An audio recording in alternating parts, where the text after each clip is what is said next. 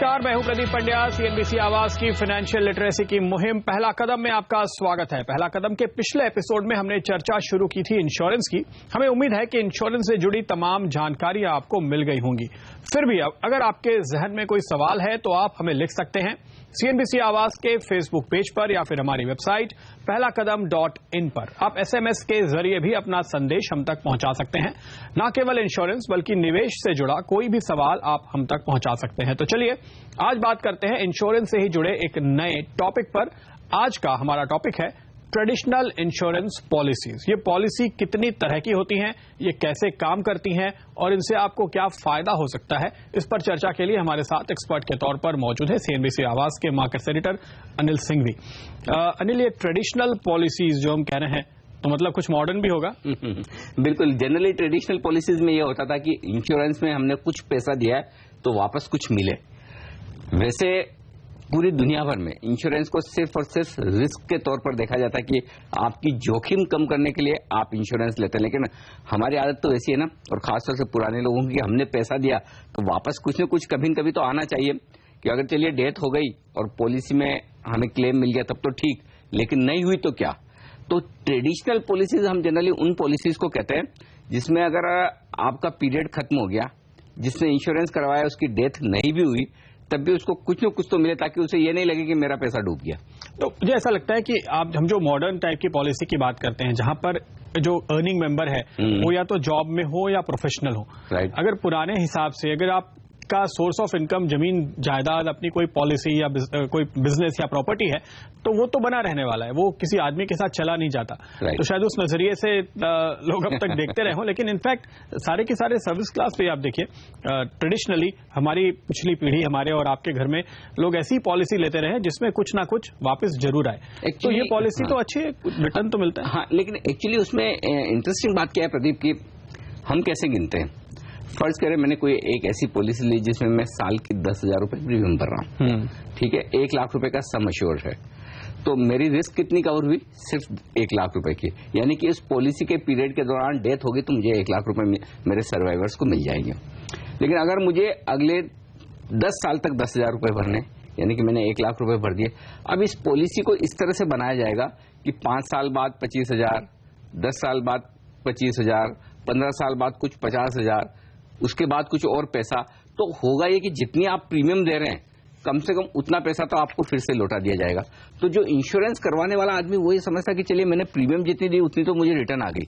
अब वो अलग बात है कि आपने जब 10 साल पहले 10,000 रुपए जो दिए थे और आज जो 10,000 रुपए उसकी वैल्यू में कितना फर्क आ गया। तो इफेक्टिवली अगर आप देखें तो ये पॉलिसीज में पैसा आपको जितना प्रीमियम दे रहे हैं उतना या उससे कुछ ज्यादा वापस मिल सकता है, लेकिन आप कमाई नहीं कर रहे हैं। तो आप ये सोचिए कि अगर आपने एक रेकरिंग डिपॉजिट खोला होता बैंक में तो आपको कितना मिलता पैसा, राइट, लेकिन इंश्योरेंस में कितना मिल रहा है? हाँ, लेकिन ये जो इंश्योरेंस पॉलिसी इसमें रेकरिंग डिपॉजिट से कहीं कम पैसा मिलता है। अब जो ट्रेडिशनल पॉलिसीज हैं जो हिंदुस्तान में पहले काफी पॉपुलर थी, अब धीरे धीरे कम हो रही है, एंडोमेंट पॉलिसीज के नाम से हम इन्हें जानते हैं। इसमें होता क्या है, प्रीमियम देनी पड़ती है आपको ज्यादा। अब इस प्रीमियम में ज्यादा देने में होता क्या है कि ज्यादा पैसा आपका जाता है इन्वेस्टमेंट पे और कम पैसा जाता है रिस्क कवर में। आपको जो इंश्योरेंस कवर मिलेगा वो कम मिलेगा और रिटर्न जो आते हैं एक्चुअली वो इन्फ्लेशन भी बीट नहीं कर पाते हैं, तो रिटर्न भी काफी कम मिलता है। तो ऐसे में ये पॉलिसीज पहले ज्यादा पॉपुलर थी, लेकिन जैसे जैसे पहला कदम के साथ फाइनेंशियल लिटरेसी बढ़ रही है और हम लोगों को समझाते भी है कि अगर आपको इंश्योरेंस चाहिए तो सिर्फ और सिर्फ टर्म प्लान लीजिए, रिस्क कवर कीजिए बजाय इसके कि इन्वेस्टमेंट के तौर पर। तो अब धीरे धीरे ये पॉलिसीज पॉपुलर कम हो रही। तो कुल मिलाकर अगर आप ट्रेडिशनल पॉलिसीज लेना चाहते हैं, एंडोमेंट एक पॉलिसी है जिसमें आपको पैसा कुछ न कुछ वापस जरूर मिलेगा, लेकिन वो तरीका सही नहीं है और ऐसे में आपको बहुत ज्यादा रिटर्न्स नहीं मिलेंगे। इन्फ्लेशन जितने रिटर्न्स मिल जाए वो भी बड़ी बात है। तो मतलब यहाँ पे दो चीजें हैं, एक तो आपकी सेविंग हो रही है और दूसरे आपकी पॉलिसी इंश्योरेंस कवर मिल रहा है। तो एक साथ आपने एक फायदा तो दोनों हो रहा है, पैकेज खरीदा है, लेकिन वो पैकेज क्या कॉस्ट पर खरीदा है वो समझने वाली बात है। क्योंकि अगर आप सिर्फ इंश्योरेंस चाहते हैं और साथ में थोड़ी सेफ्टी चाहते हैं और उसके लिए एंडोमेंट ले रहे हैं, तो एंडोमेंट पॉलिसीज में आपको पैसा तो वापस मिलता है एक एक पीरियड के बाद, लेकिन वो उतना नहीं मिलता है जितना शायद आपको मिलना चाहिए। तो उस लिहाज से आपको थोड़ा सा सावधान रहना होगा। दूसरी बात, एंडोमेंट में दोनों तरह की पॉलिसी होती है, पार्टिसिपेटिंग और नॉन पार्टिसिपेटिंग। अगर आपने पिछले हमारे एपिसोड देखे हो तो आपको ध्यान होगा, पार्टिसिपेटिंग पॉलिसीज वो होती है जिन्हें बोनस में हिस्सा मिलता है, यानी कि अगर इंश्योरेंस कंपनियां अच्छी कमाई कर रही है, क्लेम्स उनके कम हो रहे हैं और उनके इन्वेस्टमेंट पर अच्छा पैसा बन रहा है, तो कुछ ना कुछ बोनस भी देते हैं, यहाँ आपको थोड़ी सी प्रीमियम और एक्स्ट्रा देनी पड़ सकती है। लेकिन नॉन पार्टिसिपेटिंग पॉलिसीज है तो उन्हें उतना ही पैसा मिलेगा जितना ये फिक्स रहता है। सबसे बढ़िया बात प्रदीप इसमें यह है, जो लोग काफी पसंद करते हैं वो ये कि उन्हें पता है कब कब कितना पैसा मिलेगा। और कई बार हम ये कहते हैं ना कि आपके फाइनेंशियल गोल्स क्या हैं, आपको कब कितने पैसे की जरूरत पड़ती है। तो कई लोग जिनको पैसे की जरूरत पता है कि मुझे 5 साल बाद बच्चे की पढ़ाई के लिए ये पैसा लगेगा, 10 साल बाद गाड़ी खरीदनी है, 15 साल बाद घर खरीदना है, बाद में बच्चों की शादी करवानी, तो वो सारी चीजों के लिए जब आपको पता है तो कई लोग इसलिए भी एंडोमेंट पॉलिसी पसंद करते हैं कि मुझे पता है 5 साल बाद मुझे इतना पैसा मिल जाएगा और इसके बीच में मुझे रिस्क कवर तो मिल ही रहा है। तो ऐसा नहीं कि हर पॉलिसी में नुकसान ही नुकसान हो। कुछ लोग हैं जो बहुत सेफ, सिक्योर, कंफर्टेबल रहना चाहते हैं, लाइफ में कोई रिस्क नहीं चाहिए, वो लोग पसंद करते हैं एंडोमेंट पॉलिसीज। बिल्कुल, लेकिन ये आपने बहुत अच्छी बात कही कि आपके जो गोल्स हैं वो मीट होने चाहिए। ऐसा नहीं कि आपने एक पॉलिसी तो ले ली, अगर खुद ईश्वर ना करे पर अगर आपको कुछ हो गया तो इतने पैसे भी नहीं आए कि आपका परिवार उससे अपना खर्चा चला सके।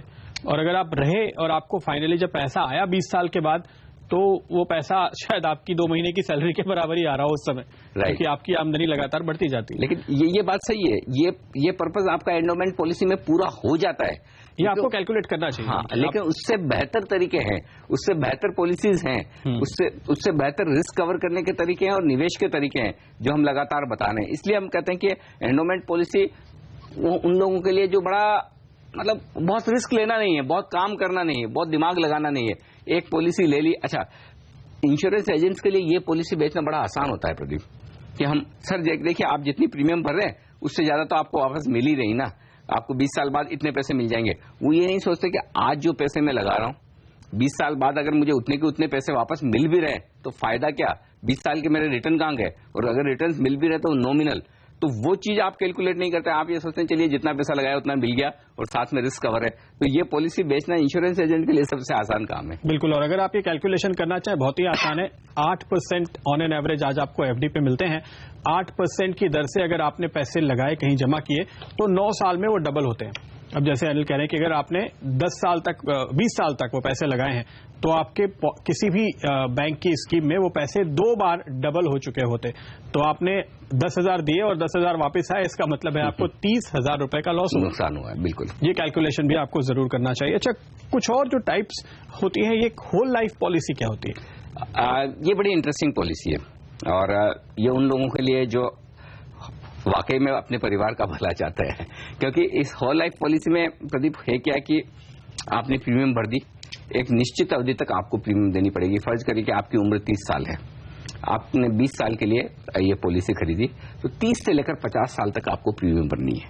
50 साल के बाद आपकी समझिए अर्निंग कैपेसिटी कम हो जाए या रिटायर हो जाए, जो भी पीरियड आप लेना चाहें ले लीजिए, आपने एक इंश्योरेंस करवा लिया। अब इसका पैसा कब मिलेगा? अगर इस पीरियड के दौरान आपकी डेथ हो गई तो आपके परिवार वालों को पैसा मिल ही जाएगा, कोई दिक्कत ही नहीं है। अगर डेथ नहीं हुई तो क्या? तो इस पॉलिसी में बड़ा इंटरेस्टिंग प्रोविजन होता है कि जब भी आपकी डेथ होगी उसके बाद आपके परिवार वालों को पैसा दिया जाएगा। तो इसका मतलब इसमें सबसे बढ़िया बात है कि ये निश्चित है कि आपको पैसा मिलना ही मिलना है, और जब जहां निश्चितता हो वहां जाहिर सी बात है कि प्रीमियम तो आपको ज्यादा देनी ही पड़ेगी। तो इसमें प्रीमियम ज्यादा देनी पड़ती है कंपेरेटिवली। लेकिन इसमें एक और इंटरेस्टिंग बात यह है कि फर्ज करें आपने 50 साल तक तो प्रीमियम भरी, अब आपकी पता चला कि आपकी डेथ के बाद आपकी फैमिली को पैसा मिलेगा, लेकिन आपकी उम्र हो गई 60, 70, 80, डेथ हो नहीं रही, ठीक है, तो अब क्या होगा? ऐसी सिचुएशन में बड़ा इंटरेस्टिंग है कि इंश्योरेंस कंपनियां एक एज लिमिट रखती है कि 80 या 85 साल की एज के आसपास उस इंश्योरेंस प्रीमियम का जो इंश्योरेंस कवर है वो आपको पैसा दे दिया जाएगा। तो ये एक लगभग सर्टेन है कि आपको पैसा, लगभग क्या सर्टेन ही है कि आप जितना इंश्योरेंस कवर ले रहे हैं उसका पैसा मिलेगा।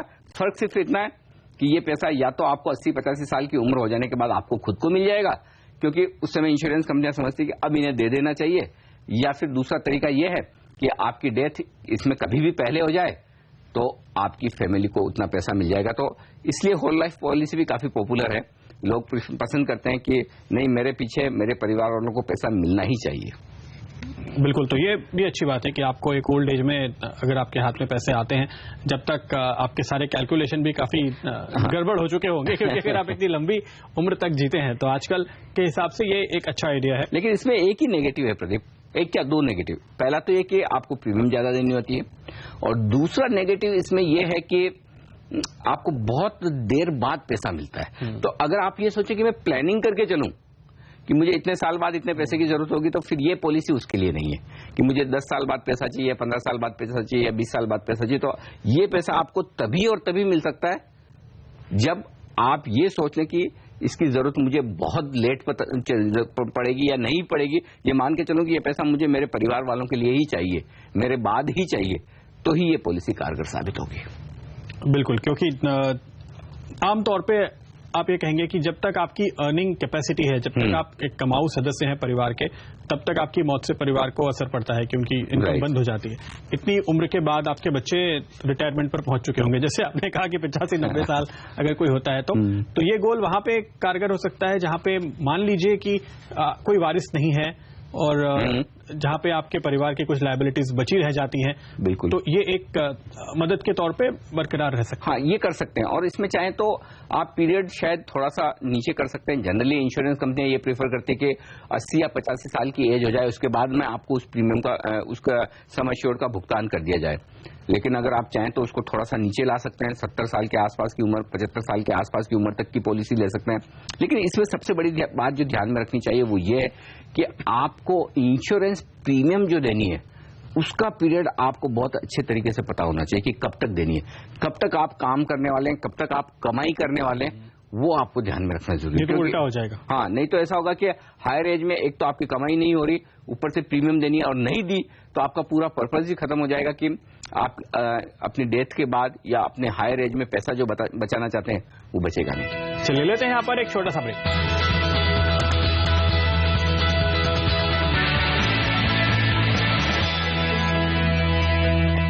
स्वागत है आपका एक बार फिर, और इंश्योरेंस पर हमारी इस चर्चा को अब हम आगे बढ़ाते हैं। अनिल, जो हम बात कर रहे थे एंडाउमेंट प्लान्स की, मनी बैक पॉलिसी जो एक और तरह की पॉलिसी होती है, अलग नाम से एजेंट आपको सजेस्ट करते हैं, ये एंडाउमेंट से क्या अलग होती है? क्योंकि वहां भी पैसे वापस आते हैं, एंडाउमेंट में भी। एंडाउमेंट पॉलिसी और मनी बैक पॉलिसी में एक ही बड़ा फर्क है। मनी बैक पॉलिसी में जनरली, जैसा कि नाम सजेस्ट करता है, अलग अलग इंटरवल्स पर पैसा मिलता रहता है। एंडाउमेंट में जनरली पॉलिसी की अवधि खत्म होने के बाद आपको एक फिक्स इनकम मिलती है कि इतनी मिलेगी, वो पहले से तय है। काफी हद तक मनी बैक पॉलिसी में भी पहले से तय होता है कि आपको कितना पैसा मिलेगा, लेकिन जनरली मनी बैक पॉलिसी में ये होता है कि 4 या 5 इंस्टॉलमेंट में आपको पैसा मिलता है। सपोज आपने 20 साल की पॉलिसी ली, शुरुआत के हो सकता है 10 साल तक आपको प्रीमियम भरनी पड़े, बाकी। और अच्छा, इसमें एक बड़ी इंटरेस्टिंग बात प्रदीप क्या है, जब आप प्रीमियम भर रहे हैं तब भी आपको पैसा वापस आ सकता है। होता क्या है, आपने इस साल से पैसा भरना शुरू किया, 5 साल बाद आपको 20% मिलेगा, 10 साल बाद 20% मिलेगा, 15 साल बाद 20% मिलेगा, और 20 साल बाद बचा हुआ 40% मिलेगा। तो 5 साल में आपको प्रीमियम भी देनी है एक तरह से, और आपको पैसा भी आना है। तो ये बड़ी इंटरेस्टिंग चीज है। अब ये इसका फायदा काफी लोग इस लिहाज से भी उठाते हैं कि जो पैसा वापस मनी बैक के तौर पर आ रहा है उसी से फिर से दूसरा इंश्योरेंस पॉलिसी खरीद लिया जाए और टैक्स का बेनिफिट लिया जाए, वो एक तरीका हो सकता है। दूसरा फायदा इसका सबसे ज्यादा जो है, जिसमें कई अलग अलग नाम से आपको पॉलिसीज मिलती है, वो ये कि हमारे यहाँ फाइनेंशियल प्लानिंग इतनी लोगों को समझ नहीं है। तो आपको जब ये पता है कि मुझे 5 साल बाद, 10 साल बाद, 15 साल बाद, 20 साल बाद इतना पैसा मिलने वाला है, तो लोग उसको फाइनेंशियल प्लानिंग के एंगल से ये पॉलिसी खरीदते हैं। और उस लिहाज से कि अगर मुझे 15 साल बाद इतने पैसे की जरूरत है, 10 साल बाद इतने पैसे की जरूरत है, 20 साल बाद इतने पैसे की जरूरत है, तो उस लिहाज से मनी बैक पॉलिसी को खरीदा जाता है। तो मनी बैक पॉलिसी में लोगों का इंश्योरेंस के साथ साथ फाइनेंशियल प्लानिंग का एंगल होता है, और फ्यूचर में जो उन्हें पैसे की रिक्वायरमेंट है उसका फायदा उठाया जाता है। और तीसरा, इंश्योरेंस प्रीमियम से ही वापस इंश्योरेंस प्रीमियम भर के टैक्स का बेनिफिट उठाया जाता है। लेकिन जाहिर है कि चूंकि आपको बार बार पैसे मिल रहे हैं तो रिटर्न उसी हिसाब से फिर उतना ही आएगा। हाँ, रिटर्न इसमें नेचुरली कम ही होता है, इसमें कोई डाउट ही नहीं है। और चूंकि जो आप प्रीमियम भर रहे हैं उसका कुछ हिस्सा जाएगा रिस्क कवर के लिए और बाकी हिस्सा जाएगा निवेश के लिए। तो अब मनी बैक पॉलिसी में आपको ये देखना जरूरी है कि एक्सपेंसेस कितने लग रहे हैं, क्योंकि अल्टीमेटली जो कुछ भी निवेश किया जा रहा है उसमें से अगर इंश्योरेंस कंपनी, इंश्योरेंस एजेंट के लिए बड़ा प्रीमियम का हिस्सा उस खर्चे में जा रहा है, तो बाकी बचा हुआ पैसे ही आपका निवेश किया जाएगा। तो मनी बैक पॉलिसीज में अब धीरे धीरे ज्यादा इंश्योरेंस चार्जेस होने की वजह से या ज्यादा कमीशन होने की वजह से रिटर्न्स कम होते जा रहे हैं। ओके, तो ये फिलहाल हमने बात की कई तरह की अलग अलग पॉलिसीज की, लेकिन आइए अब कुछ सवालों के जवाब लेते हैं। हमारे पहले दर्शक अरुण मिश्रा ने हमें दतिया से सवाल भेजा है फेसबुक पे। परिवार के सदस्यों के अलावा किसी और का इंश्योरेंस या हेल्थ इंश्योरेंस करने पर क्या टैक्स छूट मिलेगी? बिल्कुल मिलेगी, लेकिन वो आप पर डिपेंडेंट होने चाहिए। सपोज मैं मेरे बच्चों के लिए इंश्योरेंस प्रीमियम भरता हूं, मुझे छूट मिलेगी। मेरी वाइफ अगर वो वर्किंग नहीं है और मैं उनके लिए अपनी प्रीमियम भर रहा हूं और अपने पैसे से भर रहा हूं, तो प्रीमियम बिल्कुल छूट मिलेगी, इसमें कोई डाउट नहीं। और वो छूट लाइफ इंश्योरेंस में भी मिलेगी और हेल्थ इंश्योरेंस के लिए भी अलग से सेक्शन 80D में छूट मिलती है, तो दोनों का फायदा उठा सकते हैं। तो अगर आपके परिवार के सदस्यों के लिए आप प्रीमियम भरते हैं, चाहे वो इंश्योरेंस प्रीमियम हो या फिर हेल्थ इंश्योरेंस की प्रीमियम हो, लाइफ इंश्योरेंस या हेल्थ इंश्योरेंस, आपको छूट मिलेगी डेफिनेटली। लेकिन अगर कोई परिवार का सदस्य नहीं है और उसका आप इंश्योरेंस भरते हैं, आपका क्या फायदा उसमें? हो सकता है आप किसी का भला करना चाहते हो या कोई रिलेटेड तो रिलेटिव हो सकते हैं जो आपके ऊपर डिपेंडेंट है, पर आप पता नहीं कानूनन कैसे साबित करें। ये सवाल बहुत अच्छा पूछा आपने प्रदीप, और ये आप समझते हैं कि आप किसी का भला करना चाहते हैं और दूसरे की प्रीमियम देना चाहते हैं, लेकिन इंश्योरेंस कंपनियां ये नहीं समझती। इंश्योरेंस कंपनियां ये मानकर चलती है कि आप जिसके लिए प्रीमियम दे रहे हैं आपका कुछ न कुछ उसमें इंटरेस्ट है। तो अगर आप, यही वजह है कि हम जनरली क्या मानकर चलते हैं, हम हमारे रिलेटिव्स को नहीं खोना चाहते और इसीलिए हम उनकी प्रीमियम देने को तैयार हैं। लेकिन हम हमारे किसी दोस्त के या दूर के रिलेटिव के लिए अगर प्रीमियम भरे तो इंश्योरेंस कंपनी को शक की नजर से देखती कि भाई फिर इसके डेथ के बाद ये पैसा किसको जाएगा, और उस लिहाज से वो जनरली अलाउ नहीं करते, उसमें आपको बेनिफिट्स फिर नहीं मिलेंगे। और इनकम टैक्स डिपार्टमेंट भी यही कहता है कि आपने अपने फैमिली मेंबर्स, आपके डिपेंडेंट के लिए प्रीमियम भरिए तो आपको बेनिफिट मिलेगा। आप किसी के भी लिए जाकर प्रीमियम भरें तो एक तरह से डोनेशन है, ये चैरिटी है, न कि इंश्योरेंस। ओके, तो आपको उस पर कोई फायदा नहीं होगा, टैक्स की बचत नहीं होगी। सुरेंद्र खन्ना का सवाल है जालंधर से फेसबुक पे। इनका कहना है कि इनके पिता की उम्र 65 साल है और उनका हेल्थ इंश्योरेंस करवाना चाहते हैं, क्या यह मुमकिन है, और अगर है तो प्रीमियम कितना देना होगा और क्या उस पर टैक्स में रियायत मिलेगी? बहुत मुश्किल है।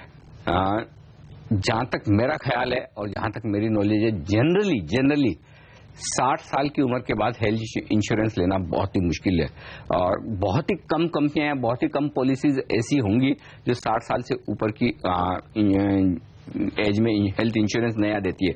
कई कंपनियां तो ऐसी है जो 60 साल के बाद कवरेज भी कम कर देती है। हालांकि अब काफी पॉलिसीज ऐसी आ गई जिसमें आपके लिए हेल्थ इंश्योरेंस 80 साल तक की उम्र के लिए कवर होता है।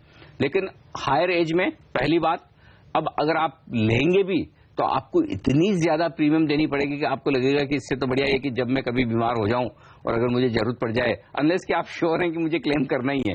और वो भी क्या है कि इस एज में इंश्योरेंस कंपनी आपका पूरा मेडिकल रिकॉर्ड मांगेगी, पूरा चेकअप होगा, और अगर कहीं भी छोटी मोटी उन्हें लगी एक अंदेशा की नहीं आपको बीपी, शुगर या हार्ट या इस तरह की कोई भी किसी भी तरह की बीमारी होने के आसार हैं, तो फिर वो। और दूसरी बात एक और इसमें दिक्कत प्रदीप ये है कि सपोज आपने हायर एज में ले भी लिया तो क्लेम के वक्त कभी भी दिक्कत आ सकती है। तो हम यही सजेस्ट करते हैं कि जितना जल्दी आप हेल्थ इंश्योरेंस ले ले उतना बढ़िया है, और कम से कम हेल्थ इंश्योरेंस आपको जो भी लेना हो, शुरुआत जो करनी है वो 50 के पहले तो कर ही दे। उसके बाद में मिलने में भी दिक्कत है, मिलेगा तो बहुत ज्यादा प्रीमियम होगी, और ज्यादा प्रीमियम देने के बाद आपने ले भी लिया तब भी सेटलमेंट में दिक्कत आने वाली है। बिल्कुल, और जाहिर सी बात है कि कंपनी को पता है कि किस उम्र में आपको कितनी ज्यादा बीमारियां हो सकती हैं, कितनी ज्यादा दिक्कतें बढ़ती हैं, तो बहुत सारे एक्सक्लूजन्स भी आ जाते हैं। अगर 65 साल की उम्र में आप बड़े चुस्त दुरुस्त हैं और आपने पुराने जमाने में वो कहते हैं बड़ा घी पिया हुआ है, तो फिर इंश्योरेंस की शायद जरूरत भी ना हो, तो इतना प्रीमियम देके फायदा क्या फिर।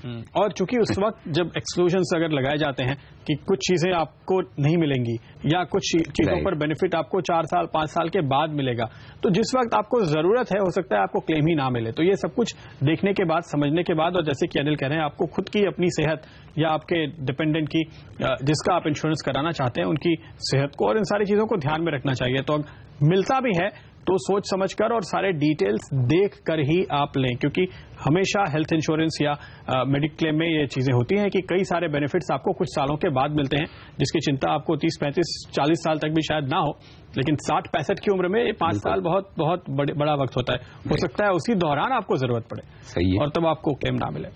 चलिए, पहला कदम है। इसके साथ ही वक्त है एक छोटे से ब्रेक का, लेकिन आप बने रहिए हमारे साथ, लेंगे कुछ और सवालों के जवाब।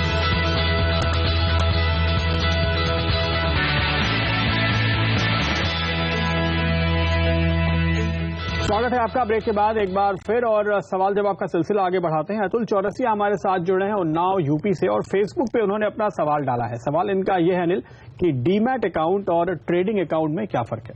पहले डीमैट अकाउंट बता दें। डीमैट अकाउंट बिल्कुल चौरसिया साहब वैसा है जैसा कि आपका बैंक अकाउंट होता है। बैंक अकाउंट में आप क्या करते हैं, पैसा जमा करते हैं और पैसा निकालते हैं। ठीक उसी तरह से डीमैट अकाउंट में आप शेयर जमा करते हैं और शेयर निकालते हैं।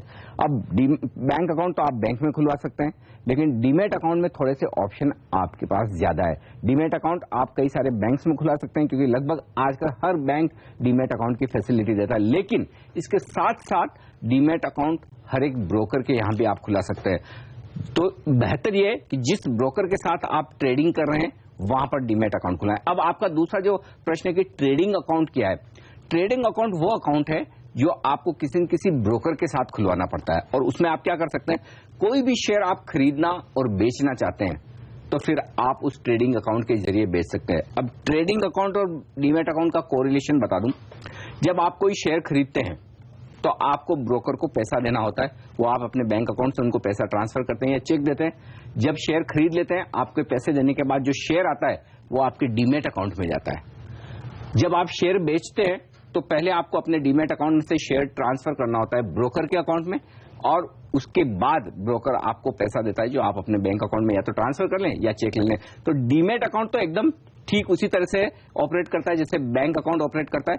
फर्क सिर्फ इतना है, यहां पर कैश के बजाय शेयर है, और ट्रेडिंग अकाउंट का मतलब यह है कि अगर आपको शेयर कोई भी लेना है या बेचना है तो उसके लिए इस अकाउंट का आपको इस्तेमाल करना होता है। बिल्कुल। तो ट्रेडिंग अकाउंट के स्टेटमेंट में भी आपने जो ट्रेड किए उनका विवरण तो होगा, लेकिन जैसे आप बैंक की पासबुक में देखते हैं कि मेरे पास कितने पैसे हैं, वैसे आपको ये देखना हो कि कितने शेयर हैं। राइट। तो आपको अपने डीमैट अकाउंट में देख सकते हैं। वीरेश्वर देवनाथ, इन्होंने ईमेल किया है अलीपुर द्वार से, पश्चिम बंगाल के एक गांव में रहते हैं ये। इनकी उम्र है 37 साल, 50,000 रुपए महीना ये इनकी आमदनी है। 12 साल बाद 1 करोड़ रुपए का कॉर्पस बनाना चाहते हैं। क्या ये मुमकिन है अगर ये 15 से 20,000 रुपए निवेश करें? थोड़ा कम पड़ेगा। वो इसलिए कि अगर मैं समझूं कि 12 साल के लिए पैसा लगाएंगे, हर महीने 15 से 20,000 यानी कि लगभग 28-29 लाख रुपए का आसपास का इनका प्रिंसिपल अमाउंट होगा जो इन्वेस्ट करेंगे। अगर ये 12 साल के लिए इक्विटी में पैसा लगाएं और हम ये ऑन एन एवरेज मानकर चलें कि 15% के आसपास का रिटर्न बैठ जाए, तो फिर शायद इनका अमाउंट 75 लाख रुपए के आसपास का बन सकता है कंपाउंडेड बेसिस पर। लेकिन जरूरी नहीं कि 15% बने, क्योंकि 12 साल की अवधि उस लिहाज से थोड़ी सी कम है। तो विश्वेश्वर साहब, आप उस अमाउंट के निकट पहुंच सकते हैं। हो सकता है ये 1 करोड़ भी पहुंच जाए, हो सकता है ये 50-60 लाख भी रह जाए, लेकिन मेरा ब्रॉडली अंदाजा ये है कि आपको 50-60 लाख से लेकर 1 करोड़ के बीच का अमाउंट कुछ न कुछ 12 साल के बाद मिलना चाहिए। और अब उसे लगाने के लिए आप 2 या 3 तरह के फंड चुन सकते हैं। पहला तो ये होना चाहिए आपका एक diversified large cap equity fund, एक होना चाहिए आपका मिड कैप फंड, और दूसरा आप चाहें तो कोई डायनेमिक फंड का इस्तेमाल कर सकते हैं, जहां पर फंड मैनेजर को आप ज्यादा फ्रीडम दें कि वो बाजार को टाइम करके एंट्री एग्जिट करते रहे। एग्जैक्टली कौन से फंड्स होने चाहिए जो आपकी रिक्वायरमेंट को सूट करें, इसके लिए किसी एक फाइनेंशियल एडवाइजर की आप राय ले सकते हैं, लेकिन आप 3 इक्विटी फंड में ये पैसा लगा सकते हैं SIP के जरिए। बिल्कुल। तो ये आपके लिए एक स्ट्रैटेजी, लेकिन चूंकि आप 12 साल का प्लान करके चल रहे हैं तो उम्मीद करेंगे आपकी इनकम बढ़ेगी। तो अगर अनिल आपसे कह रहे हैं कि आपका टारगेट थोड़ा मुश्किल है, तो आगे जैसे जैसे आपकी इनकम बढ़ती है वैसे वैसे थोड़ा एलोकेशन बढ़ाइए। हाँ, और तब 1 करोड़ हो जाएगा। ज्यादा बढ़िया है, क्योंकि आखिरी के साल में 2 साल में जो पैसा लगाएंगे उसमें कितना रिटर्न आएगा या उस वक्त इक्विटी में लगाना चाहिए नहीं लगाना चाहिए, वो थोड़ा सा रिस्की फैक्टर है। तो अगर थोड़ा सा अमाउंट बढ़ा दें, 25 से 30 हजार तक पहुंच जाएंगे, तो फिर इनका टारगेट हासिल करना लगभग तय है आसानी से। अगला सवाल रंजना शर्मा का है उज्जैन से। फेसबुक पे इन्होंने सवाल पूछा है, किसी कंपनी का शेयर लार्ज कैप है या मिड कैप है या स्मॉल कैप है, ये कैसे तय करते हैं? हाँ, ये बड़ा इंटरेस्टिंग सवाल है रंजना जी, आपने जो पूछा है। पहले तो आप ये समझ लें कि मार्केट कैप क्या होता है, तभी आप समझ पाएंगे कि मिड कैप, लार्ज कैप और स्मॉल कैप में क्या फर्क है। किसी भी कंपनी ने जितने शेयर जारी किए हैं, उन शेयरों का भाव जो भी चल रहा है उस दिन, उन दोनों को गुणा करें तो जो अमाउंट आता है वो होता है मार्केट कैप। से सपोज कोई कंपनी के शेयर का भाव 100 रुपए है और उसने 1000 शेयर जारी किए, यानी कि 1 लाख रुपए का मार्केट कैप हो गया। तो ये आपका तरीका है मार्केट कैप निकालने का। अब कौन से मार्केट कैप को आप स्मॉल कैप कहेंगे, मिड कैप कहेंगे या लार्ज कैप कहेंगे, इसका कोई फॉर्मूला तो है नहीं। लोग अपने अपने हिसाब से, अपने अंदाज से शेयरों को कम, ज्यादा या बड़ा मानते हैं, छोटा या बड़ा मानते हैं। क्योंकि जो हमारे लार्ज कैप हैं वो अमेरिका के बाजारों के लिए मिड कैप होते हैं या स्मॉल कैप होते हैं। तो अलग अलग बाजारों की अलग अलग सिचुएशन है। लेकिन अब भारतीय बाजारों की जहां तक बात करें, आमतौर पर ऐसे शेयर जिनका मार्केट कैप 1000 करोड़ से नीचे का है, उसे तो आप रख लीजिए स्मॉल कैप में। जो 1000 से 5000 करोड़ की रेंज में है, उन्हें मान लीजिए मिड कैप शेयर। और 5000 करोड़ से ज्यादा का मार्केट कैप वाले जो शेयर है, उन्हें एक तरह से आप लार्ज कैप में रख सकते हैं। कई लोग 10,000 करोड़ से कम के मार्केट कैप वालों को भी मिड कैप में रखते हैं। तो ये अलग अलग तरीका हो सकता है, लेकिन ब्रॉडली आप ये मानकर चले तो ठीक रहेगा। बिल्कुल, और ये बड़ा फ्लेक्सिबल लगता है क्योंकि देखिए 3 साल पहले मैंने किसी फंड मैनेजर को पूछा था कि आपकी डेफिनेशन क्या है, उन्होंने बोला कि $1 बिलियन से ऊपर होना चाहिए। तो $1 बिलियन यानी 100 करोड़, उस समय 50 था रुपया, तो उस समय 5000 करोड़ होता था। आज वही डेफिनेशन लगेगी तो 7000 करोड़ हो जाएगा। इसलिए थोड़ा फ्लेक्सिबल है, लोग अपने हिसाब से समझते हैं, ऐसा लगता है। बिल्कुल बिल्कुल। चलिए अगला सवाल लेते हैं। और अभिसार सक्सेना खंडवा से, इन्होंने फेसबुक पे अपना सवाल डाला है, अक्सर बाजार में बुल्स और बेयर ये शब्द सुने जाते हैं, इनका क्या मतलब है? इनका मतलब तो मैं बताऊं उसके पहले, अक्सर जो सिंबल है, लोग मुझे बुल मानते हैं, प्रदीप को बेयर मानते हैं, लेकिन ऐसा नहीं है। हम मौके के हिसाब से आपको राय देते हैं। लेकिन बुल्स और बेयर्स बेसिकली ये सिंबल है कुछ नहीं। ऐसा नहीं कि बाजार में बहुत सारे बुल मतलब क्या, सांड जिसे हिंदी भाषा में हम कहते हैं वैसे हैं, या बेयर मतलब भालू हैं, ऐसा कुछ भी नहीं है। सारे के सारे इंसान हैं। अब जो बाय नेचर तेजी के मूड में रहते हैं, तेजी करना ज्यादा पसंद करते हैं, बाजार पर जिनका आउटलुक ज्यादा पॉजिटिव, हमेशा ज्यादातर वक्त पॉजिटिव रहता है, उन्हें हम कहते हैं बुल्स। और जो बड़े मंदी के मूड में रहते हैं, सुस्त रहते हैं, या नेगेटिव थॉट प्रोसेस है, या जिनकी उम्मीद है कि बाजार नीचे जाएगा, इस तरह की जिनकी ज्यादा मानसिकता होती है, वो बेयर होते हैं। लेकिन इसका मतलब ये नहीं कि अब बुल्स हमेशा तेजी में ही रहेंगे या पॉजिटिव ही सोचेंगे, कभी वो भी बेचने की सोच सकते हैं। और ऐसा भी नहीं कि बेयर्स हमेशा मंदी में ही रहेंगे, कभी वो भी खरीदने की सोच सकते हैं। लेकिन ये एक कहने के लिए वो आप समझ सकते हैं कि उपमा देने वाली बात है बेसिकली। बिल्कुल। तो यहाँ पर बहुत ही कोई साहित्यिक अंदाज रखने वाले वॉल स्ट्रीट के कुछ एक्सपर्ट रहे होंगे जिन्होंने ये निकाला है। हाँ, पता नहीं ये कहाँ से शुरू हुआ, ये तो हमें भी सोचने की, रिसर्च करने की जरूरत है। लेकिन हाँ, एक बात तो तय है प्रदीप की, ये बड़ा इंटरेस्टिंग है कि जनरली बुल्स क्या होते हैं, लाल कलर देखकर वो भागना चाहिए, लेकिन स्टॉक मार्केट के बुल्स लाल कलर देखकर, यानी कि बाजार नीचे है तो डर जाते हैं। हाँ, तब वो पीछे होते हैं। और इनफैक्ट जो पूरी लिंगो है, जो लैंग्वेज है, जब इंग्लिश में लोग बात करते हैं तो बुल रन होती है और बेयर हग होता है। राइट। क्योंकि बुल तेजी से भागता है, दौड़ता है और वो पूरे बाजार में तेजी होती है तो बुल रन होता है। लेकिन बेयर कभी रन नहीं होता, बेयर हग होता है, वो पकड़ लेता है मार्केट को, फिर वो मार्केट नीचे ही जाता है। एब्सोल्युटली।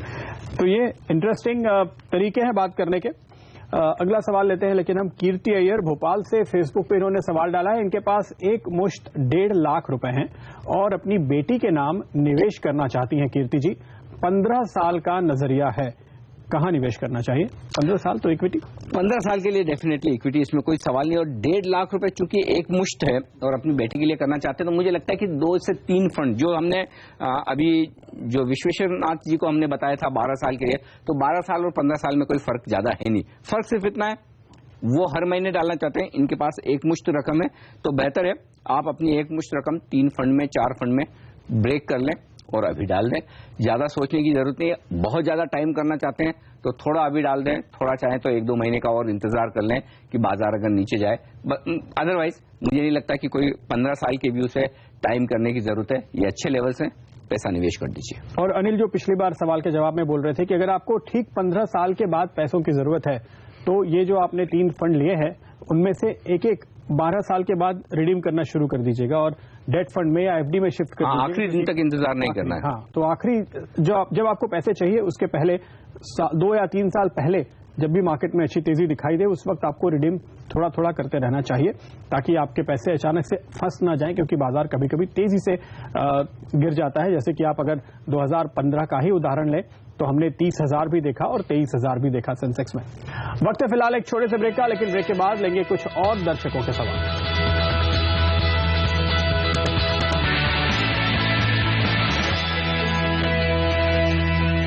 स्वागत है आपका एक बार फिर और कुछ और सवालों के जवाब लेते हैं। नितिन कुमार हमारे साथ रोहतक से जुड़े हैं। फेसबुक पे उन्होंने अपना सवाल डाला है। हर महीने फेलोशिप के 15,000 रुपए महीना मिलते हैं, 5,000 रुपए हर महीने ये बचा लेते हैं। अब इन पैसों का ये निवेश करना चाहते हैं। 2 साल तक ये फेलोशिप चलनी है।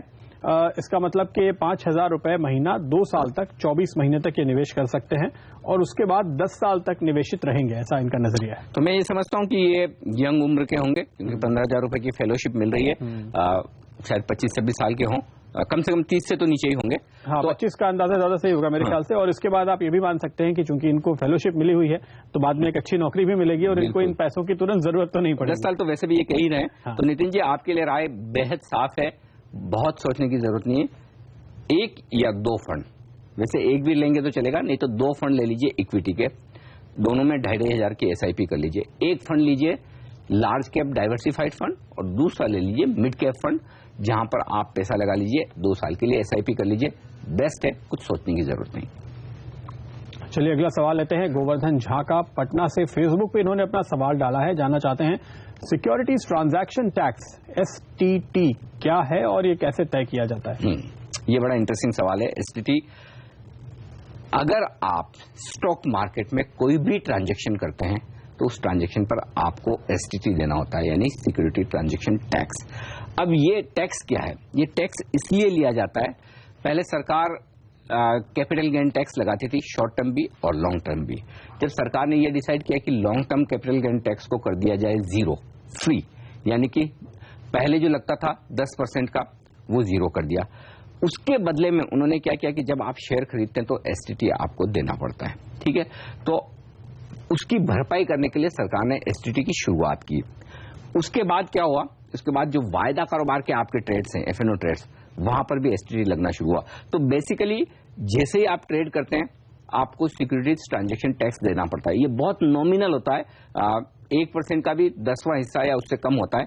दोनों ट्रांजैक्शन पर अलग अलग तरह के टैक्स लगते हैं। डिलीवरी पे आपको थोड़ा सा ज्यादा STT देना पड़ता है, यानी कि कैश मार्केट के ट्रांजैक्शन पर, और जो ट्रेड्स आप वायदा कारोबार में कर रहे हैं वहां पर कम देना पड़ता है, क्योंकि उन्हें ट्रेडिंग के नजरिए से माना जाता है। तो STT देकर बेसिकली आप long term capital gain tax का फायदा उठा लेते हैं।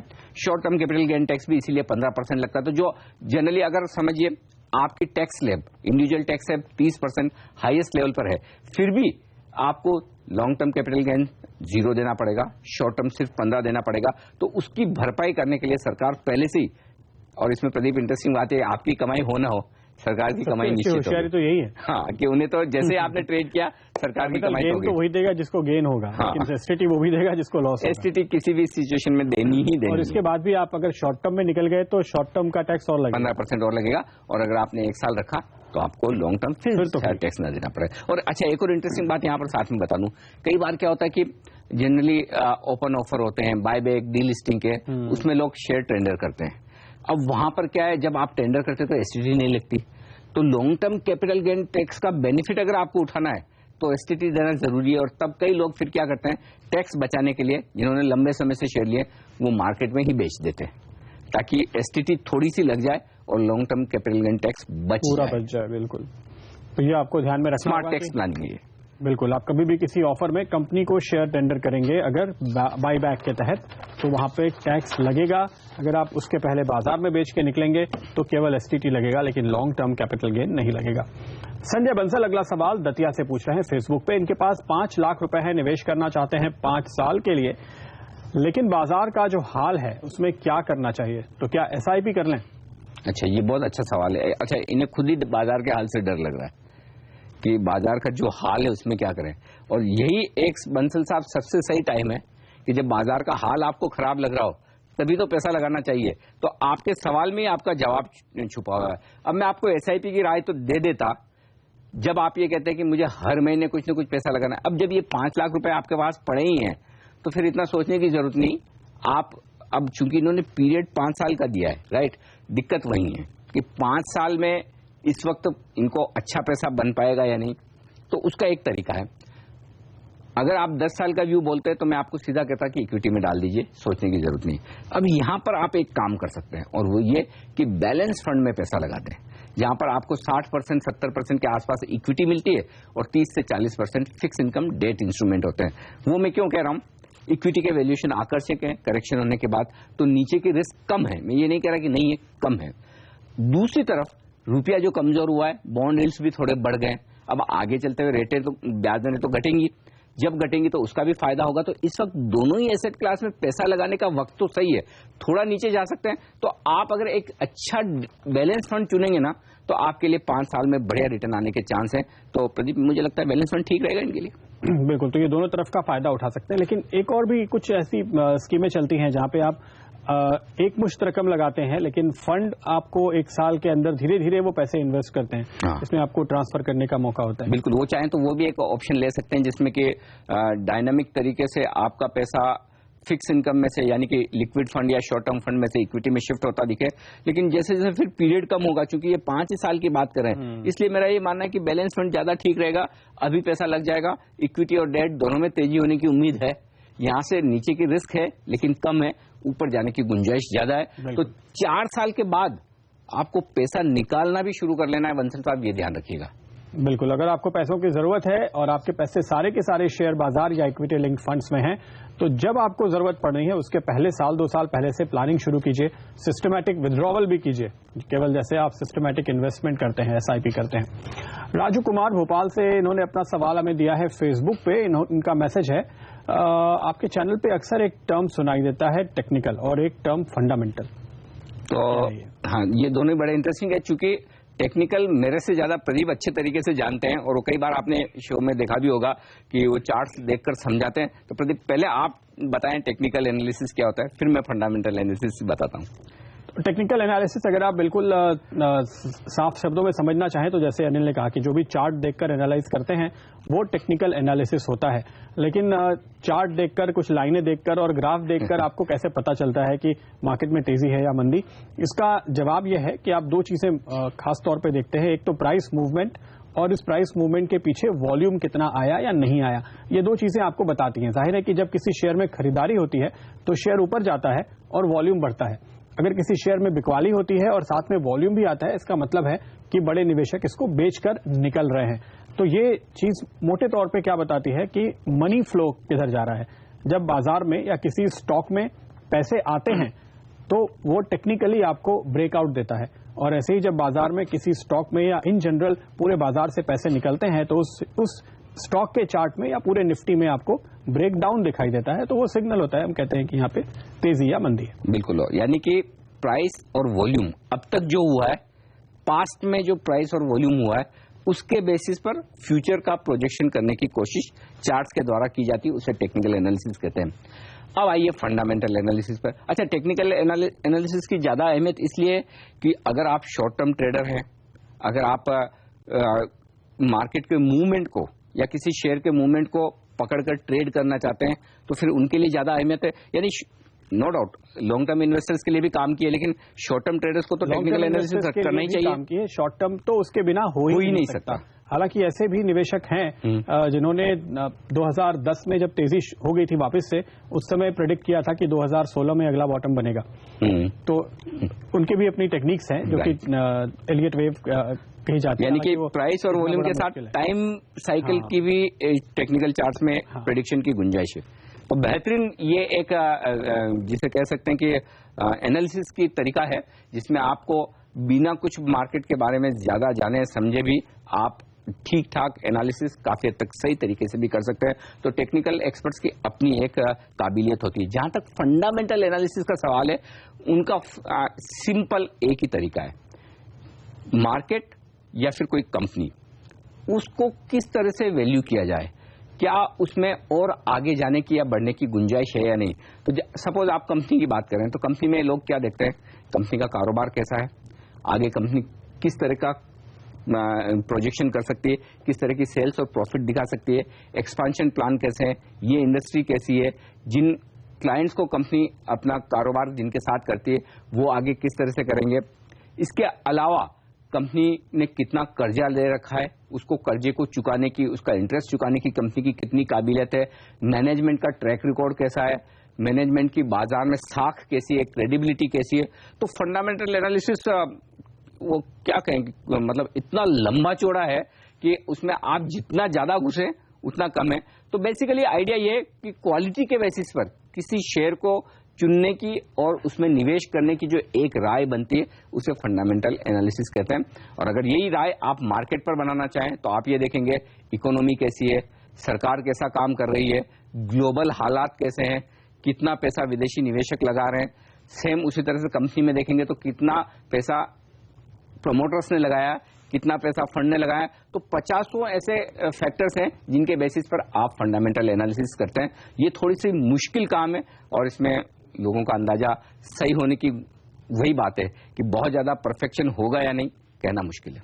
मुश्किल तो हालांकि दोनों ही तरह का एनालिसिस होता है, लेकिन आपको एक और फर्क अगर ध्यान देना हो कि आपको फंडामेंटल एनालिस्ट भी टारगेट बताते हैं और टेक्निकल एनालिस्ट भी बताते हैं, लेकिन फंडामेंटल एनालिस्ट आपको कभी स्टॉप लॉस नहीं बताते।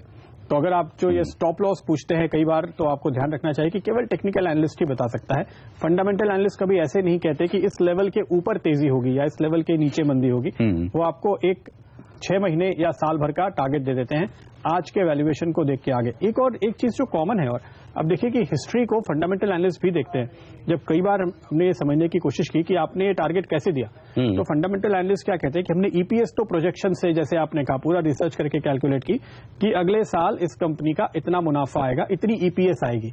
अब उसके बाद प्राइस पर जाने के लिए आपको एक पी भी तय करना पड़ता है कि कितना पी आएगा। तो उसमें फंडामेंटल एनालिस्ट भी हिस्ट्री देखते हैं कि ये शेयर बिल्कुल कितनी पी पे पहले ट्रेड हो चुका है, या इस तरह की ग्रोथ दिखाने वाले शेयर क्या रही है। हाँ, बिल्कुल। जहां पे आपके पास इस शेयर की हिस्ट्री नहीं है, तो इतनी रेट से ग्रोथ दिखाने वाले इस पर्टिकुलर इंडस्ट्री या सेक्टर के शेयर कितनी पी दिखाते हैं, और उस हिसाब से वो प्रोजेक्शन करते हैं। कई बार ऐसा होता है कि कोई स्टॉक हिंदुस्तान में अपने तरह का है, जुबिलेंट फूडवर्क्स एग्जाम्पल के लिए, कि पिज्जा बनाने और बेचने वाली एकमात्र कंपनी। अब आप इसको कैसे वैल्यू करेंगे, तो कई बार आपको ये देखना होता है कि इसी तरह के दूसरे शेयर ग्लोबल मार्केट्स में किस तरह के वैल्यूएशन पर ट्रेड कर रहे हैं। तो फंडामेंटल एनालिसिस में यही है कि वैल्यूएशन पर भी जोर दिया जाता है, पास्ट भी देखा जाता है, फ्यूचर भी देखा जाता है। तो एक बात तय है, चाहे टेक्निकल एनालिसिस हो या फंडामेंटल, आपको पुराना इतिहास देखना है और उसके दम पर आने वाले फ्यूचर को जानने की, समझने की और उसके दम पर खरीदने की कोशिश करनी। तो ये दोनों ही तरह के एनालिसिस वही काम करते हैं। और बता दूं प्रदीप इनको कि आगे आने वाले एपिसोड्स में अब जैसे जैसे हम इक्विटी की तरफ बढ़ेंगे, इन एनालिसिस के बारे में हम आपको बहुत डिटेल से पहला कदम में ये सारे कवर करने वाले हैं। बिल्कुल, और हम आपको पी फैन चार्ट दिखाएंगे जिससे आपको अंदाजा लगेगा। लेकिन फिलहाल इस एपिसोड में इतना ही। वक्त है आपसे इजाजत लेने का। अगले हफ्ते लौटेंगे कुछ और नए टॉपिक के साथ, तो आप बने रहिए CNBC आवाज पर।